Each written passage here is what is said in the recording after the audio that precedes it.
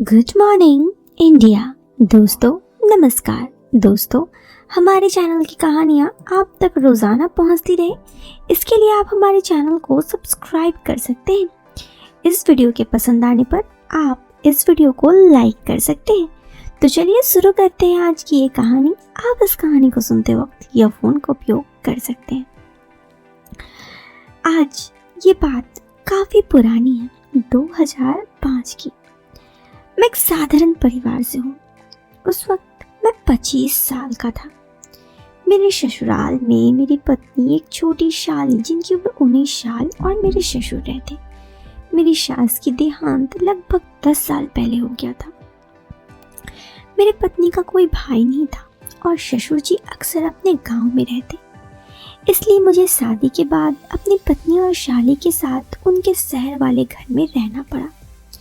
मेरी पत्नी मेरे देखने में बहुत सुंदर है, शाली से भी ज़्यादा। मैंने कभी भी ये सब नहीं सोचा। हमारी ज़िंदगी बहुत ही अच्छी कट रही थी।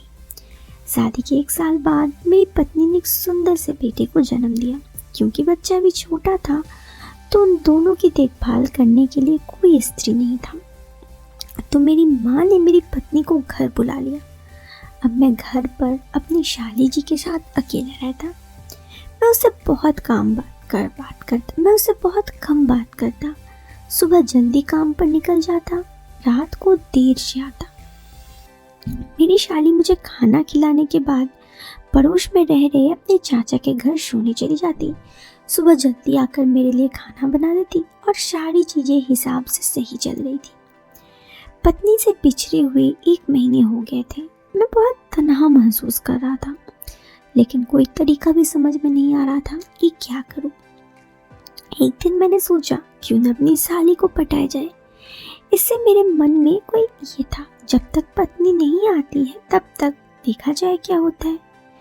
एक दिन की बात है, मैं एक सीढ़ी अपने बिस्तर के तकिए के नीचे भूल गया और काम पर चला गया। बाद में मुझे याद आया कि सीढ़ी तो घर पर ही भूल गया। तो फिर मैंने सोचा कोई बात नहीं, अगर साली जी वो देख ली तो मेरा काम तो और आसान हो जाएगा। यही सोच रहा था बस मैं।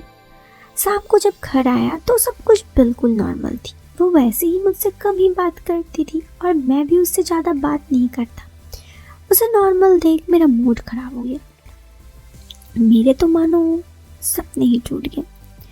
उस रात मैं ऐसे ही गुजरा। अब मैं अपना सारा दिमाग इस बात में सोचने में लगा देता कि कैसे अपने दिल की बात साली से कहूँ। पता नहीं वो क्या कहेगी। ऐसे ना हो कि कुछ बवाल हो जाए। ये सोचते सोचते सारा दिन बीत गया। मेरे काम पे बिल्कुल मन नहीं लग रहा था, इसलिए उस दिन मैं शाम को जल्दी घर आ गया। मुझे देखकर साली जी ने प्यारा सा मुस्कान दिया, स्माइल दी और बोली, जीजा जी आप तो जल्दी घर आ गए, आप चाय लीजिए, तब तक मैं सब्जी लेकर आती हूँ। मैं कपड़े बदल कर चुपचाप चाय पीने लगा और उसे देख रहा था। खैर वो बोली, मैं सब्जी लेकर आती हूँ। मैं घर से बाहर निकल गया और इतना कह के वो घर से बाहर निकल गई। मैं उसे देखता ही रहा। बाजार से वापस आने के बाद वो अपने काम में लग गई। मैं कमरे से बाहर निकलकर बैठ गया। थोड़ी देर बाद जब मैं किसी काम से अंदर गया तो मैंने देखा कमरा का दरवाज़ा बंद था, लेकिन कुंडी नहीं लगी थी। मैंने धीरे से दरवाज़ा खोला। वो उस वक्त अंदर थी। मैंने कुछ नहीं कहा। फिर मैं बाहर आ गया, लेकिन पता नहीं मेरे मन में कुछ अजीब सी चल रही थी। वैसे भी हम दोनों के बीच ज़्यादा बातचीत ना होती थी और ना ही हंसी मजाक। अभी मैं यही सोच रहा था कि फिर उस तभी दरवाजे पर पड़ोस में रहने वाली चाची की और उनकी बेटी आई। मेरा तो मानो मूड खराब हो गया। एक अच्छा मौका हाथ से निकल गया। इसी बीच मैं 2 दिन की छुट्टी लेकर अपने घर गया, क्योंकि अपने बच्चे को देखे हुए भी काफ़ी दिन हो गए थे और पत्नी से भी मिले हुए काफ़ी दिन हो गए थे। लेकिन घर जाने के बाद भी पत्नी के साथ वक्त बिताने का मौका ही नहीं मिला। 2 दिन रुकने के बाद मैं जानबूझकर शाम की ट्रेन पकड़ी और रात को लगभग 2 बजे अपने ससुराल वाले घर पहुंचा। मेरी शाली जी अपनी चचेरी बहन के साथ थी। वो दोनों कमरे के बेड पर सो रही थी। मैं उनको बोला, कोई दिक्कत नहीं, तुम यहीं रहो। और उसके बाद मैं जाकर सोफे पे सो गया। उस दिन ऐसे ही बीता।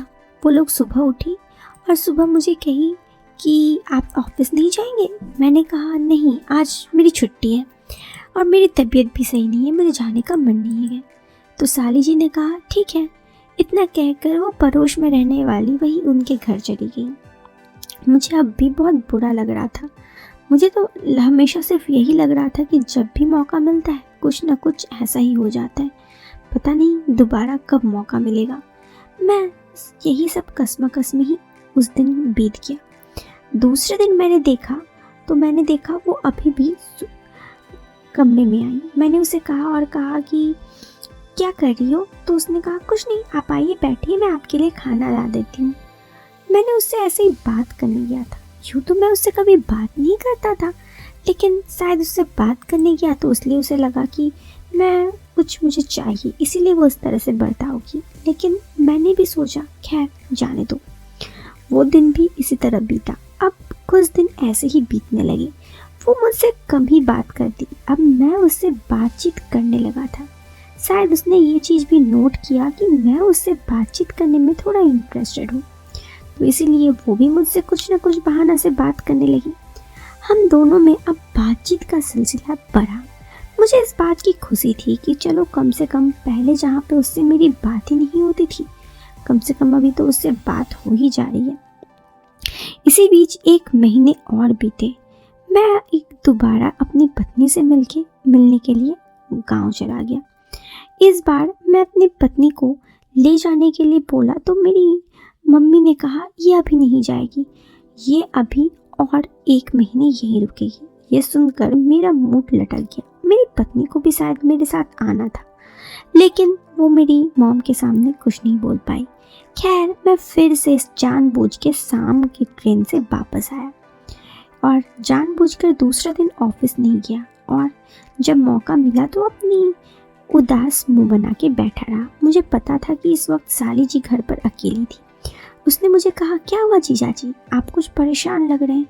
मैंने कहा क्या कहूँ, जिंदगी में सब कुछ तो मानो बिखर गया है। मेरी पत्नी मुझसे काफ़ी दूर है और घर पर मैं अकेले काफ़ी तन्हा होता हूँ। उसने मुझे कहा मैं समझ सकती हूँ, ये सब में मेरी ही गलती है। मैंने कहा तुम्हारी गलती नहीं है। उसने कहा सच कहूँ तो मेरी ही गलती है। अगर मुझे यहाँ पे नहीं रहना होता तो शायद आप भी यहाँ नहीं रहते और आप अपनी दीदी के साथ रह पाते। इसीलिए अगर मेरी तरफ से कुछ मदद हो तो मैं आपकी हेल्प करना चाहूँगी। मैं उसकी बातें सुन मेरी आंखें मानो फटी की फटी रह गई। मैंने कभी नहीं सोचा था कि वो सामने से इस तरह से मुझे कहेगी। फिर क्या था, जो मैं चाहता था वो मुझे मिल गया, और जब तक मेरी पत्नी नहीं आई तो तब तक मेरा अकेलापन भी दूर हो गया। ये कहानी बस उसी की थी। दोस्तों ये कहानी यहाँ पे ख़त्म हो जाती है। कैसी लगी आपको ये कहानी, आप हमें कमेंट बॉक्स पे कमेंट करके ज़रूर बताएं। पसंद आई हो तो आप वीडियो को लाइक और चैनल पे पहली बार आए हैं तो सब्सक्राइब करें। मिलते हैं फिर एक नए वीडियो में एक नए और इंटरेस्टिंग टॉपिक के साथ। Till then bye, take care, bye.